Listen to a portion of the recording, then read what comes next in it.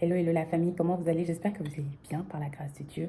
Alors aujourd'hui, j'aimerais partager un verset qui m'a touchée dans ma méditation personnelle ce matin. Et c'est dans Ésaïe 12, verset 3. Là, il est écrit, vous puiserez de l'eau avec joie aux sources du salut. Alors, j'ai lu la version en anglais et j'ai l'impression que en anglais, ça parle plus. Mais en gros, le verset nous dit que nous avons besoin de la joie. La joie, en fait, c'est un prérequis pour pouvoir puiser aux sources du salut.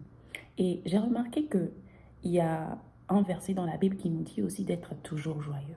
Et finalement, j'ai compris que ce n'est pas pour rien que souvent, lorsqu'on vit une épreuve, on a tendance en fait par perdre notre joie parce que le but de l'ennemi, c'est de voler notre joie parce que la joie va être cette capacité dont nous aurons besoin pour remporter nos victoires. Est-ce que tu as remarqué que les jours où tu es plus bas que terre, c'est impossible pour toi de pouvoir réellement faire quelque chose, de pouvoir être efficace? Généralement, quand on est triste, on n'a pas envie de travailler, on n'a pas envie de rien faire en fait. On a juste envie d'être dans notre coin et de juste rester là en fait. Et finalement, j'ai compris que la joie est une arme. Et c'est pour ça qu'on dit que les sources de salut, pour recevoir le salut, c'est-à-dire pour recevoir la solution, pour recevoir la clé de tes problèmes, pour recevoir une victoire dans un domaine donné, tu as besoin de recevoir, d'être joyeux. Est-ce que tu as remarqué que souvent, quelques jours avant que tu aies une victoire dans un domaine donné, quelques moments avant, c'est pendant ces moments en fait que tu as le plus, il y a le plus d'épreuves en fait, des situations difficiles qui se posent. Par exemple, tu es censé, Dieu a prévu de te donner, disons dans ce mois, il a prévu de te donner un travail parce que tu postulais depuis longtemps. Et tu vas remarquer que juste avant que tu ne tombes sur l'entretien où on va te recruter, il y aura certains entretiens qui vont vraiment te mettre mal à l'aise à un point où tu auras tellement envie d'abandonner, tu auras juste envie de ne plus continuer. Mais justement, le piège est là. C'est que si tu abandonnes, en fait, tu ne pourras jamais avoir ce que le Seigneur a pour toi, du coup, dans ce mois. Et c'est parce que le diable, c'est ça qui va essayer d'attaquer ta joie. Donc, c'est très important de protéger ta joie. C'est très important d'être intentionnel dans ta manière de cultiver la joie, dans ta manière de garder ton cœur, parce que du coup, ton cœur va être la source de ta joie, en fait, l'élément où, en fait, ton cœur va déterminer est-ce que tu es joyeux, est-ce que tu es triste. Et je pense que cela se fait en justement déjà garder, entretenir la relation avec Dieu et prendre la décision que rien ni personne ne pourra voler cette joie.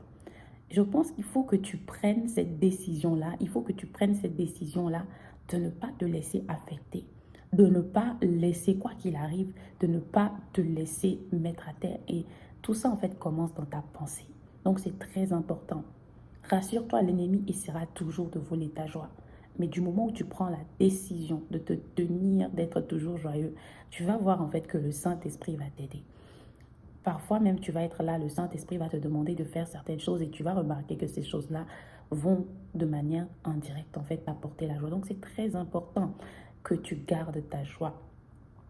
On n'en parle pas assez, mais est-ce que tu as déjà expérimenté le fait que tu ailles triste en fait dans un moment de louange et après le moment de louange en fait tu deviens joyeux? Pourquoi?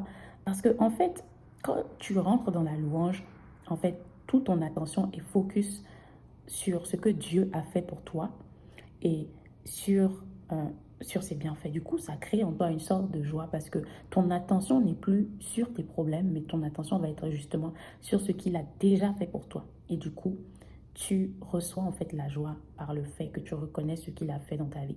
Donc, c'est très important de cultiver la louange. Et c'est une arme puissante. Le diable le sait. Est-ce que tu sais que lorsque Paul et Silas étaient en prison, c'est une des choses qu'ils ont fait. Ils ont loué Dieu. Ils étaient en train de louer Dieu dans les chaînes.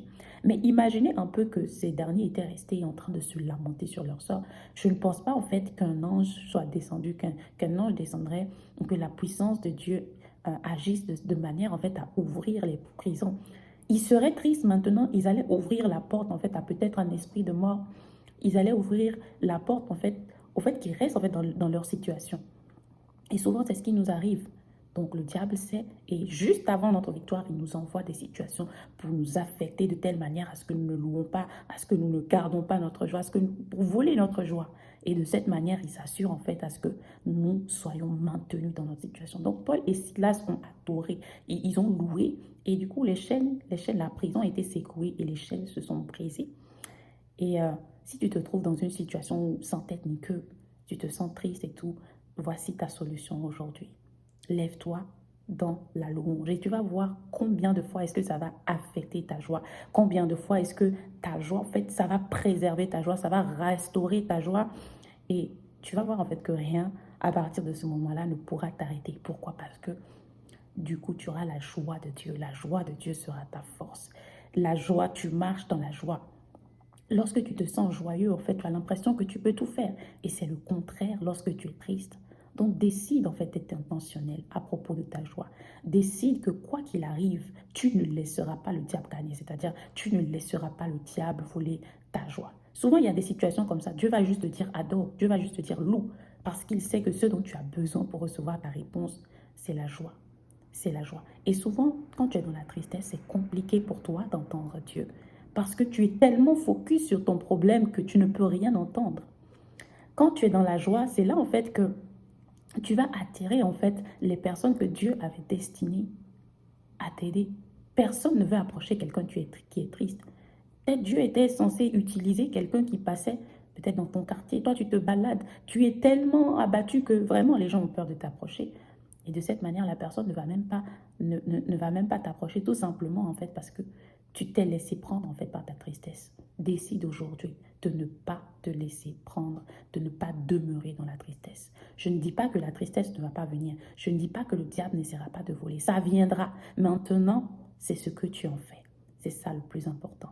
Donc, je prie réellement que le Seigneur t'aide, que le Seigneur m'aide à rester constamment joyeux dans toutes les situations, dans l'attente. Parfois, c'est des situations, la situation dure tellement que on finit par perdre la joie. Que le Seigneur nous aide réellement à demeurer joyeux afin que nous puissions puiser dans toutes les ressources qu'il a pour nous dans cette saison et dans les saisons à venir.